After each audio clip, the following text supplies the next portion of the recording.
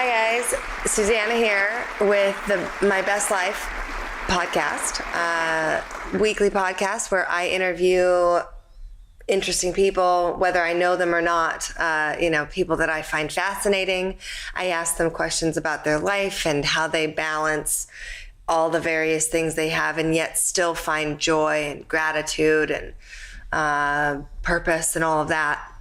So weekly, I get to ask people all these questions and hear and pick their brains and just, get different perspectives on life and different perspectives on how to, just remain centered and, learn from others. So this week, I have an extra special guest who cannot wait to hear some of his answers to things. This is my son, Zen Feldman.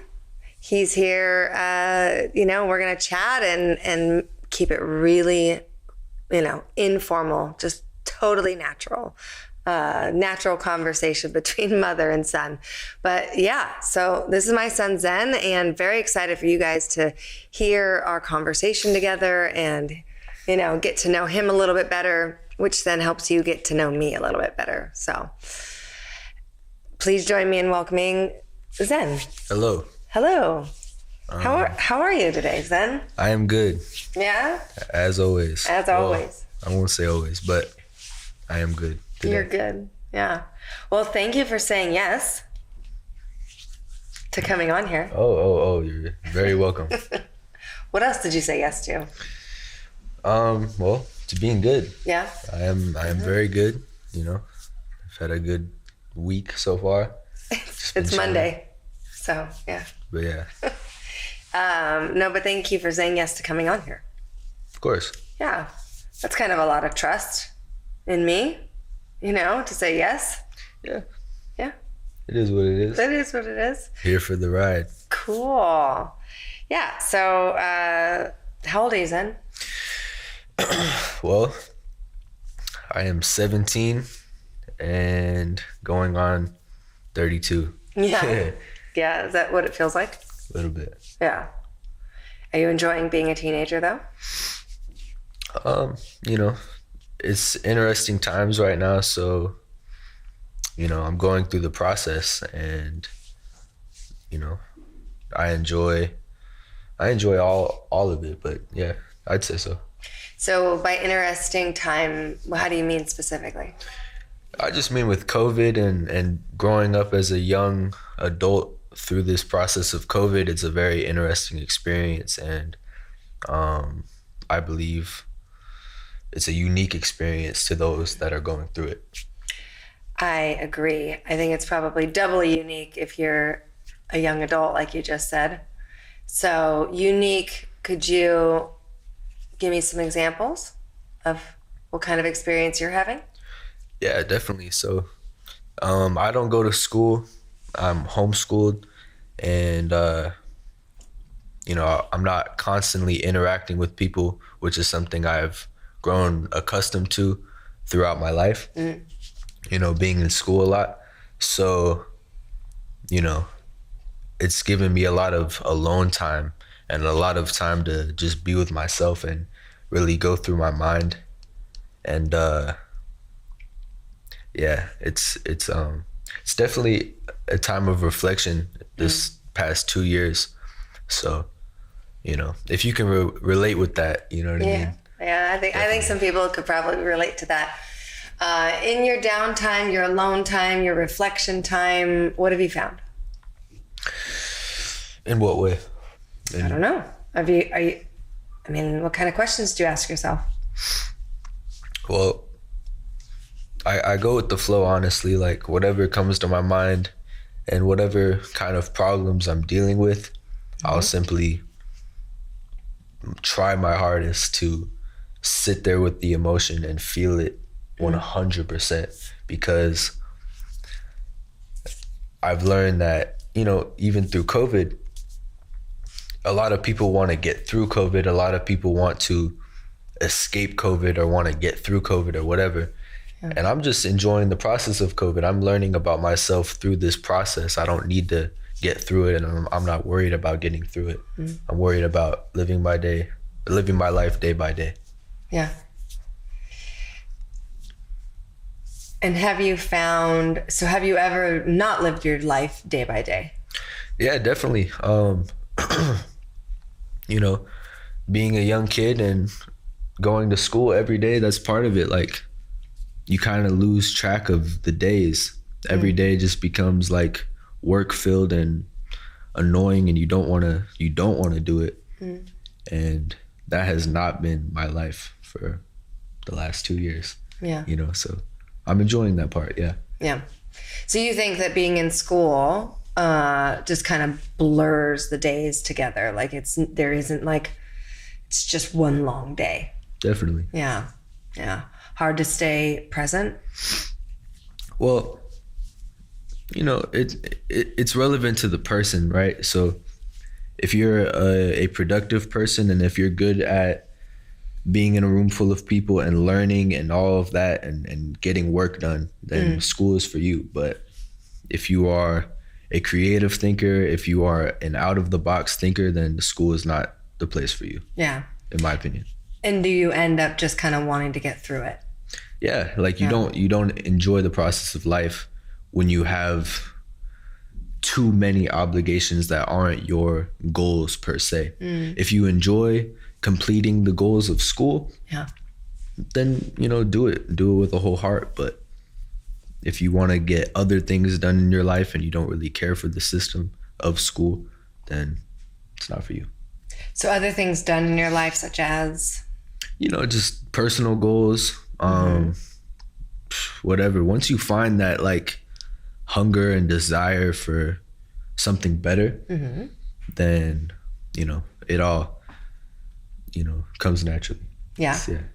So by personal goals, what do you mean specifically? Do you have any personal goals? Yeah, definitely. What are some of them? Well, given I'm 17 right now, I would love to make some money. You know, that's definitely one. Money. Yes. Money Money's is important. We love money. Yeah. Yeah. You know, I don't know. I wanna grow physically. I wanna grow mentally. Everything in this life is about growth and gratitude. So if you're grateful for the things that you have and the people around you and all of that, then you're gonna be able to grow. Like that. There's only one way to growth, and that's acceptance. You know, so that's the goal, right? So money and growth. Growth. Yeah. I mean, money comes, right? So yeah, money comes. Growth is the goal. Yeah. In all aspects. Have you ever found anything that gets in the way of that? The growth? Oh, definitely. Personally, what? For me, yeah, I get in my own way a lot. How so? Definitely because I'll contradict myself. I'll always ask too many questions, or I'll ask the wrong questions at the wrong time just because I'm afraid something won't work, or because I feel some kind of way and I'm afraid of that feeling. And I believe if you suppress that emotion, or if you run away from that emotion, it'll only make your life darker.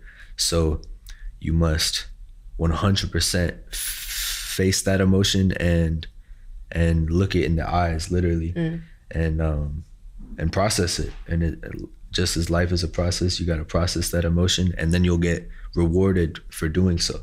Yeah. What have been some of your rewards? Ooh. I don't know. You know, it happens on a day-to-day basis now. But I'd say, like, let's say you put in a certain amount of work at the gym, let's say. Okay. And, you know, you're putting in work every day. You're doing what you want to do, or what you have to do. And you'll get rewarded for that. You'll start to see physical benefits. You'll start to see mental benefits. You know what I mean? You'll start seeing results come out. But yeah, that's pretty much what I've seen so far. Yeah. I'd say. Yeah. So would you say right now physical rewards are probably some of your most tangible? Yeah. I'd say so. Yeah. You know, manifestation, like you can manifest anything, right? So, you know, if you want to become physically stronger or physically more appealing or physically whatever, you can make that possible. It's a mindset. Yeah. How long have you been manifesting or practicing it or learning about it or interested in it? I think the word is aware. Okay. I've been aware of manifestation for I'm 17 now, so ever since I was 12.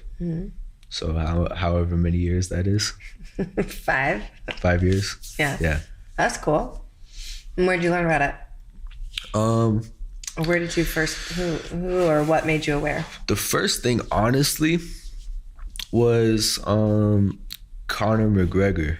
I heard him do it, and that inspired me to learn more about it. Yeah. And I watched his journey and his process, and that really got the ball rolling. Got it. And how did he use it? Oh, well, he read The Secret. He did what he does and read The Secret, and, you know, he had it hard. He, was working at a shitty job and didn't want to work there, and turned his whole life around by changing his mind and chased his dreams and did exactly what you're supposed to do, which is doing what you want to do. Yeah. Would you say he's one of your, I don't want to use the word hero. It's not like hero, but somebody that you, and not even admire, just somebody that you find admirable, even if you don't. Oh yeah, 100%. Yeah. I look up to him, definitely. Yeah. But I look up to anybody that's willing to face their fears and chase their dreams and chase their goals. I look up to He just anybody. happens to be a famous person doing it. But Exactly. it would be. He's in the spotlight for doing it. Yeah. So you would look up to somebody at the gym, some kid 100%. same as you, 100%. that's like facing their fears. 100%. What other aspects of somebody's character do you look up to? Well, everybody is pretty unique most of the time. At least everybody I know. I don't know. I look up to people, like I just said, that, are willing to face their fears, and people that are strong. But I also look up to people that are weak and willing to admit it. That's also a very powerful thing, because a lot of people want to put on this image as, oh, I'm strong and oh, I'm this and that. But if you are willing to admit your faults per se, or your Shortcomings? Yeah, whatever. Yeah. If you're willing to admit those things and then overcome them through that process, I respect you. Yeah. 100%. Yeah. Do you feel like that's something that you do? Definitely. Well, I try to. You try to? I'd love to. Yeah. I know. We're not always perfect at admitting when we're, falling short or imperfect or, we try to. Definitely. Yeah. So let's back up a little bit. And that gives you guys a little bit of a sneak peek into, how Zen is and how he looks at life. Let's back up. So, let's see, how do I say this? So we'll start with this. What's it like for you to sit here today next to me on my little podcast? What's it like for you? Well, it's kind of cool, actually. See? Look at that. Yeah, it's kind of cool. I don't know. It's an experience, just like, it's but cool. You're used to having like cameras and stuff in front of you. Yeah, exactly. So, it's not like I'm in shock or in awe, but it's cool. Yeah. I'm enjoying it. Yeah. All right. It's cool. It's fine. Whatever. I'm enjoying it. Yeah. Yeah, you're used to the cameras and the lights and stuff. You've had cameras and lights in your face since you were like a baby. But so have you. I have. Yeah. Maybe not since a baby, but definitely for portions of your life. Big portion of my life. This last 20 years. Yeah, last 20 years. So what's that like for you? I mean, growing up with lights and being on red carpets and doing, interviews, or at least watching your parents do interviews. I mean, we had you on the two Corys. You were there, but he was there, but he wasn't there.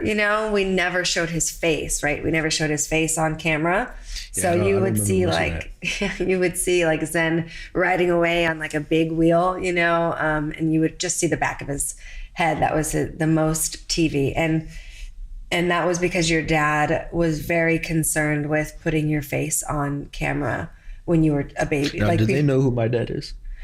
Well, most of them know who your dad is. Okay. I think. I don't know. I haven't really talked about your dad a lot. Okay. Because this is my thing.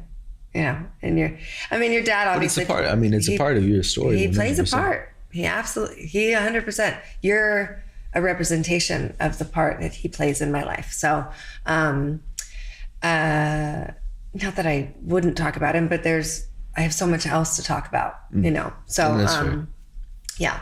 But Zen's dad is famous. If you don't know, you may have to just Google it. But Zen's dad's famous. And so Zen's been around lights and cameras and movie sets and red carpets and other famous people and getting to meet, celebrities and musicians and all kinds of stuff. So this kind of stuff doesn't bother him. He's not even fazed by it. He's just been around it for so long.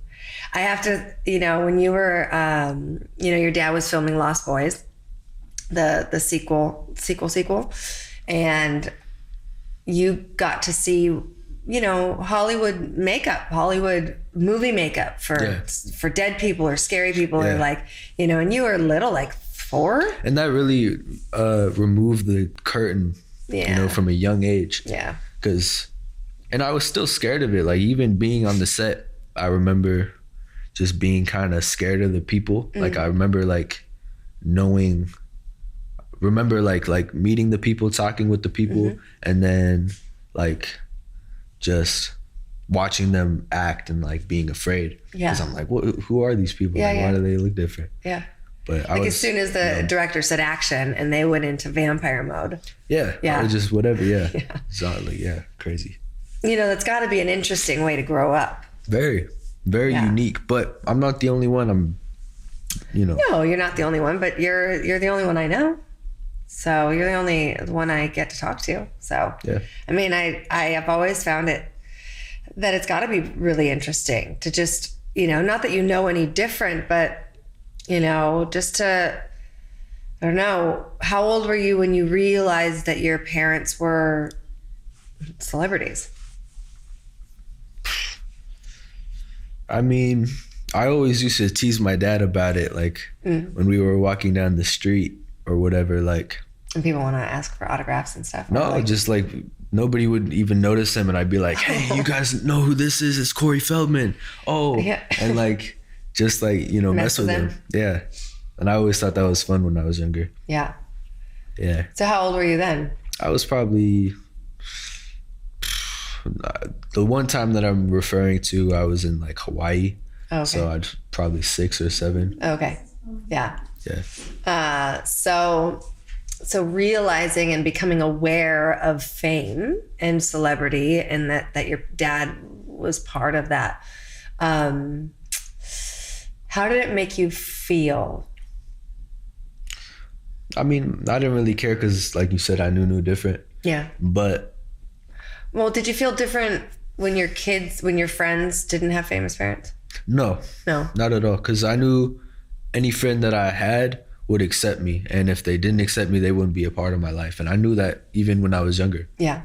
And that's the thing, honestly, like we're saying that I don't know different, but I kind of do know different because without like I got to live that experience with my dad, but my life outside of my dad's house was very different. I experienced a lot in his house and in your house, but like outside of that, I kind of brought a lot of like pain with me when I was growing up. that like I didn't really know how to process. So I let that kind of out, and in destructive ways and disruptive ways, and I could let that kind of take over my life. Yeah. And it was really around 14, 15 when I kind of got a hold on that, maybe 16. And that's when my life really changed. And I learned truly the power of my mind. I love the power of the mind, you know, and that there's so much we don't know that we don't know. So much there. And it's like, just when you think you know something, you're like, nope, I don't know shit. There's so much left to learn. Yeah, you know, definitely. that Always. being, just being that really pliable, malleable, teachable lump of clay to be molded always. Yeah. And then to go back to the drawing board and start over, you know? Yeah. Always remain two things. You can both be the student and the teacher, you know, and you know that, but like, very important to be the student when you feel the need to teach, try and be the student. When you feel the need to learn, try and be the teacher. Watch what happens. Yeah. Try and play both roles. Yeah. And see where it takes you. What have been your hardest teachers? Myself. That's myself. Yeah. You know, nothing will teach you like yourself. Seriously. That's the truth. Yeah. Nothing. Yeah. So, okay. So you grow up, you've got famous parents, and then they get divorced. You were like 6. Yeah. Oh. What was that like for you? I wasn't really aware kind of it, and it didn't really bother me at the time, but as I look back on it, I could definitely see how, you know, the baby steps towards depression and the baby steps towards like all of these push down emotions that I push into myself and didn't let play out. Definitely Kind of started. kind of, there. Yeah. But you know, once you learn to process and you learn to enjoy the process of life, all of that kind of noise goes away. And once you find something that you truly love to do, you know, and you consistently do that thing because you love it, you don't really feel depressed anymore. You don't feel that like burden of, oh, my parents are divorced. Oh, I don't have any money. Oh, I don't have any friends that care about me. All of that is noise. Once you find something that you truly love. Yeah. What have you found that you truly love? I have found my creative process. Okay. I have found... Talk to me. Tell me what your creative process is. Walk us through that. Well, as you know, you guys But they don't know. My creative flow in a total is martial arts, combat sports. I love to compete in combat. It's my favorite thing to do. But I also love to be creative. I love to walk outside. I'm like truly just enjoying life. I love to be creative. But then again, like, you know, most of my time is spent at the gym, sparring, on the bag, learning, you know what I mean? That's my life. And that's what I choose to do. And that gives you meaning, purpose? Oh yeah, well, I mean, it gives me something to do. It gives me something to chase. It gives me like a, you know, it's such a rush of emotions. Like when you think about it, you're constantly just full of emotions every time you go. Cause I don't know if you've ever seen a sparring match or a fight live, but it's intense. And especially when you're a part of it, that's a lot of emotions in 1 week. So then you become, you know, hungry for that. You become like, oh, I want more. I want more. I want more. I don't know if everybody experiences that. And No, goes, some people are afraid. Some people go literally toe to toe with someone and go, oh, okay, that's not for me, you know? Or they don't. They get hit for the first time and they're like, oh, this is not what I thought it would be, and I don't want to do this anymore. Yeah. Yeah. And I just wonder what, for those people, what did they think it was going to be? They probably thought they were going to do really well, and they probably thought they would hit hard or whatever they came up with in their mind, because they hadn't experienced the real thing. You know, because the real thing is very, very different. Than what we think we see on TV. Exactly. Right? Or maybe not even in TV and video games or what you come up with in your mind. Yep. Like, but yeah, on TV, like if you see like a boxing match or you see UFC fight, like all the things that go into those 15 minutes. It's insane. It's months of work, months of preparation that I don't even know about. I haven't even experienced that yet, but I do know the work that it takes to become good. I do know that. And it's a lot of dedication. It's a lot of hard work. How long have you been doing it? I've been fighting my whole life, I'd say, about that. But I've really been focusing on boxing for the last 2 years. Yeah. Yeah. And what made you, what was there a shift? Did you just want to check it out? What made you kind of shift to boxing from MMA? Oh, well, you know, I just wanted to perfect my hands, you know what I mean? Like, and I'm still on that journey. Like, my hands are not where they can be and where they will be, but you know, that's why I wanted to get super crisp boxing. Yeah. And then venture back into MMA and bring the tools that I learned from boxing into MMA. Yeah. And see how it evolves. Yeah. Simply. And do you enjoy your gym? Do you enjoy your teammates? Things like that? 100%. All those people? Yeah. Yeah. You have a good coach? Yeah, my coaches are great. What do you like about them? I mean, they're real. They're good guys. They're dedicated. Yeah. Dedicated to the game. Yeah. And that's why, yeah, I enjoy their presence. You know, it's great. They're good teachers. Yeah. Yeah. Yeah, they're just good guys. Like, yeah, I went to a tournament that you went to, and they just carried the whole team. Like, they've been through this thousands of times before, and just really just helped us out. Yeah. Yeah. Super grateful, extremely. Like the wise senseis that they are. Yeah, definitely. Yeah. So talk to me about the tournament. I mean, how did that go for you? It was cool. Just, you know, I didn't win, but I had fun, and yeah, it was cool. What are some things that you learned from losing? Oh, I learned a lot. I learned not to put too much pressure on yourself before you know what's gonna happen. Like, if you're ever wondering, like, oh, maybe I'm not good enough. Maybe I am, or maybe I am good enough. Maybe I'm too good, and maybe these people aren't as good as I am, or whatever you're thinking. Like, don't let those thoughts influence your actions. Don't let those thoughts mold your reality. You must do that yourself. You must make the actions and decisions to get the win. Yeah. And that is not what I did. So that's what I learned. Okay. So too much pressure, you think you put on yourself? Yeah. Yeah. And by pressure, what do you mean?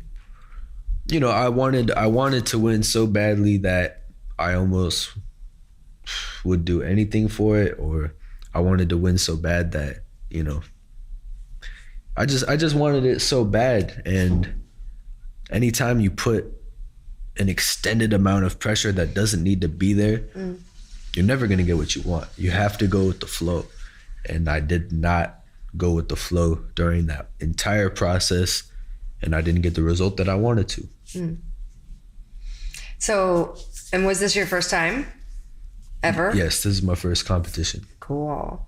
So what are some of the things that happened that were unexpected for you?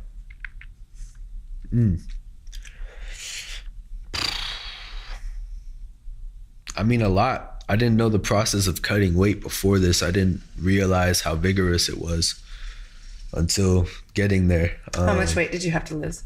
Not much. 3 pounds. Really easy. Yeah. Do you know how long it would take me to lose 3 pounds? Weeks, months. So you lost 3 pounds in how long? Hours? One night. Oh, one night. One night. Yeah.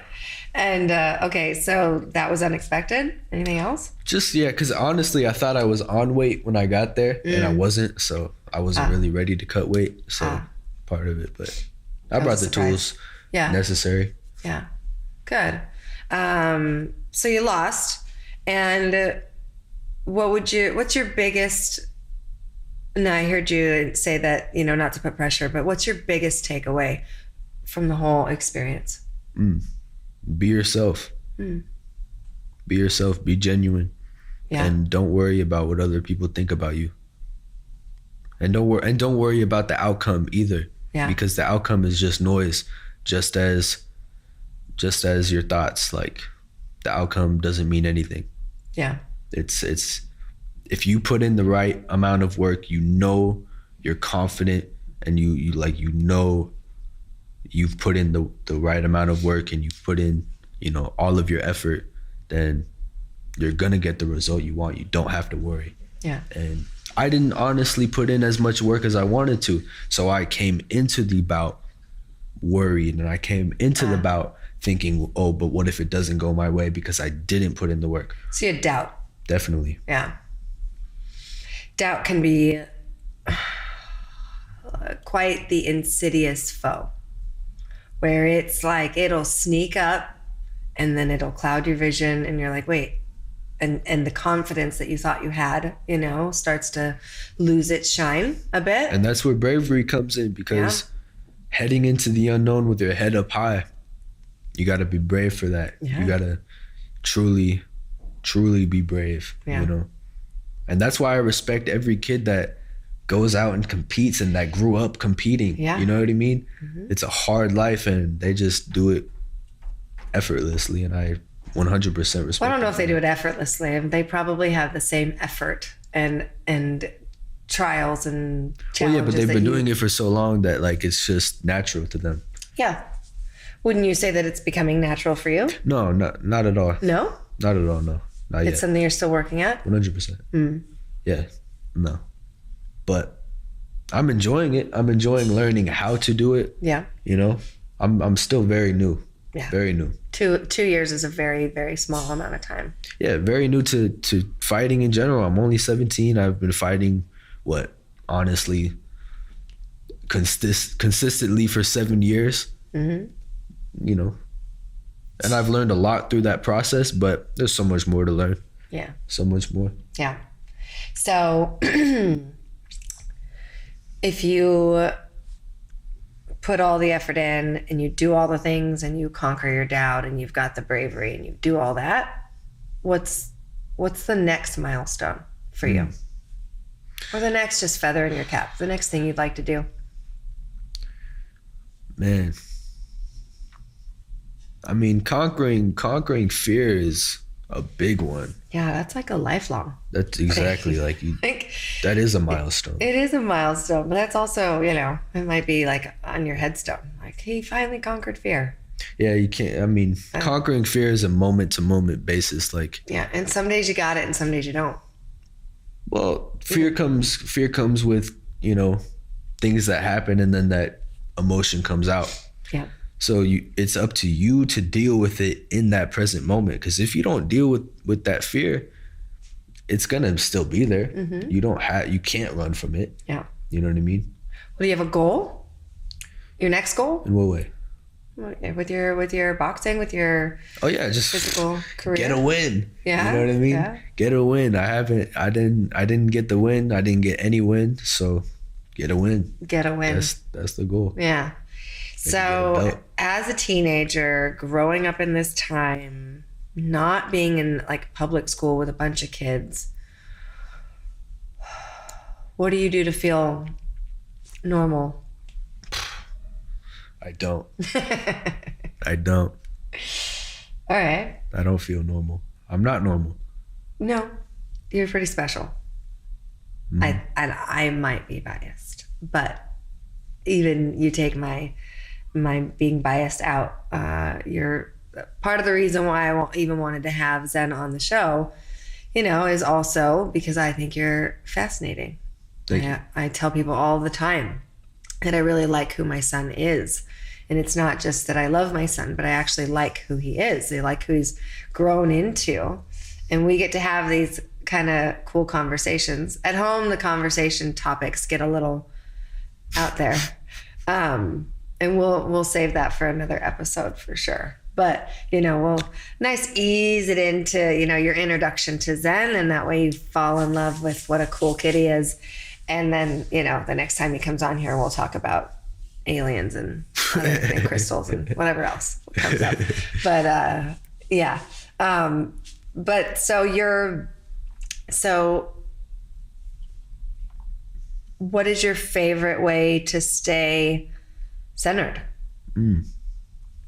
What's your go-to way to stay centered? Or what's your self-talk? Or how do you do it? I mean, centered in what way? I guess emotionally, just physically, just mentally centered. Combat. Yeah. So, and that's not going to be for everybody. Yeah. You got to find something that you love. Okay. And do that with your entire heart. Yeah. Put all of your heart into that thing, and it'll only give you more love. It'll only give you love after that. Yeah. But to stay centered mentally, eat the right food, get into nature, and meditate. There you go. That's your prescription. Mm-hmm. And that's what works for you best, you think? Yeah. I mean, that and getting in the gym and moving your body physically. I mean, that is a meditation in itself. Definitely. Yeah. How long have you been meditating? How long have you been aware of meditation? I'd say the last year. Yeah. Really. I used to kind of live in Jamaica. I was in Jamaica for about 6 weeks. And that was a big time of discovery for myself. Yeah. I was with my dad in Jamaica, and I felt honestly kind of alone, but in a good way. Like it really gave me a sense of like I'm on a journey. I'm on this path of discovery, and it was really beautiful. What a great place to do that in. Yeah, I mean, so beautiful there. How could you not? You know what I mean? Yeah. How could you not? Yeah. All right. So you're on this journey and you're into meditation, you're into combat sports and gratitude and manifestation. And your name is Zen, so I think you might be the perfect package, Hey, sign me up. Yeah, sign you up. Well, this has been an awesome hour. Can you believe it's already been an hour? Yeah. Yeah. Yeah. So I want to say thank you again for coming on and doing it for me and I love talking to you and picking your brain. And I think that the things that you share are not just things that other teenagers could use to hear, but I think a lot of stuff you talk about and the stuff you can share from your heart is stuff that many adults need to hear as well. I'm here for everybody. Like, I've put it upon myself to help as many people as I can. Yeah. So, if my words help you, then my words help you. If my art form is inspirational to you, then take inspiration from it. Be confident from my work and use that confidence for yourself. That's what I do. Yeah. When I watch other people doing what I love, that gives me confidence, But the only way to find something that you truly love is you have to learn love for yourself. Mm-hmm. You have to learn to love yourself. You have to learn to love yourself. There's only one way to happiness, and that's love within yourself. Yeah. Oh. I'm not going to try and end it with anything other than that. Self-love is really, just like Zen said, it's the end and the beginning, you know? So thank you for that. I love you. And yep. Thank you guys so much for joining me on another awesome week, another awesome guest on Living My Best Life podcast. I'll see you next week. Tune in, find us on YouTube, find me on Instagram, Joyful Minds Coaching. Zen's on Instagram too. It's Zen333 or something like that. But yeah, and you'll find us on the Lux Media app as well. So thank you for all the subscriptions and all the views and all of that. We appreciate you. We thank you. Zen, thank you. Thank you. Bye, guys. Glutathione is a big word. It's the body's own master antioxidant. It's a scavenger for free radical, bacteria, and viruses. There are no products in the market with the ingredient NASET. NASET increases the production of glutathione that's in our body already to strengthen and enhance our immune system, elevate sense of well-being, support muscle strength and endurance, cognitive function, and liver support. It helps with increased energy and blood sugar regulation. Get your bottle of GSH Plus from www.salvationnutra.com.